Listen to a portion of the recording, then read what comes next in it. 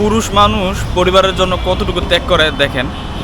একটা লোক আগে এখানে শুয়ে আছে, আপনার অনেকক্ষণ ধরে শুয়ে ছিল। তো আমি যখন আসছি এখানে দেখি যে উনি এখানে বসে বসে রেস্ট নিতেছে।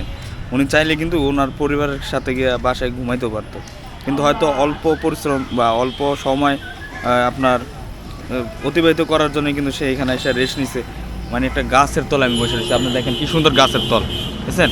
এরকম একটা গাছের তলে এই যে এই লোক কি সুন্দরভাবে ঘুমাইতেছে, দেখতেছেন কিনা জানি না। তো উনি হয়তো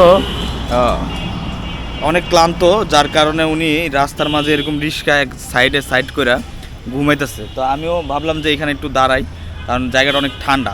আপনারা জানেন এখন অনেক গরম, ঢাকা শহরে প্রচুর রোদের কারণে অতিষ্ঠ মানুষ, বাসায় হয়তো রেস্ট করার তার সুযোগ নাই, যার কারণে সে রাস্তার মাঝে কিন্তু এভাবে একটা গাছের তলায় বা একটা জায়গায় এসে সে রেস্ট নিতেছে।